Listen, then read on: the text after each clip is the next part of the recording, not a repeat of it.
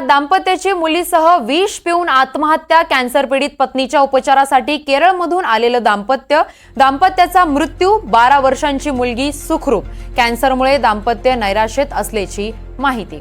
Cancer पीडित पत्नीच्या उपचारासाठी केरळ राज्यातून नागपूरला आलेल्या एका दाम्पत्यानं 12 वर्षीय मुलीला विष देऊन स्वतः आत्महत्या केल्याची खळबळजनक घटना नागपूर शहरातील जरीपटका पोलीस ठाणे हद्दीतील विजयश्री नगर येथे घडलेली आहे. या संदर्भात अधिकची माहिती देण्यासाठी आमचे प्रतिनिधी संजय तिवारी आपल्या सोबत आहेत. संजय, नेमकं काय घडलेलं आहे? अत्यंत हृदयद्रावक अशी ही घटना आहे. 3 महिन्यापूर्वीच हे जोडपं केरळमधून आलं होतं. विजय नायर आणि त्यांची पत्नी प्रिया नायर आणि त्यांची 11 वर्षीय मुलगी.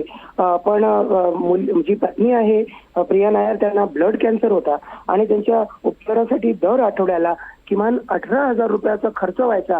इंजेक्शन्स, महागडी इंजेक्शन्स घ्यावी लागायची अशी माहिती मिळाली आहे. आणि 3 महिन्यापासून ते इथे आले होते.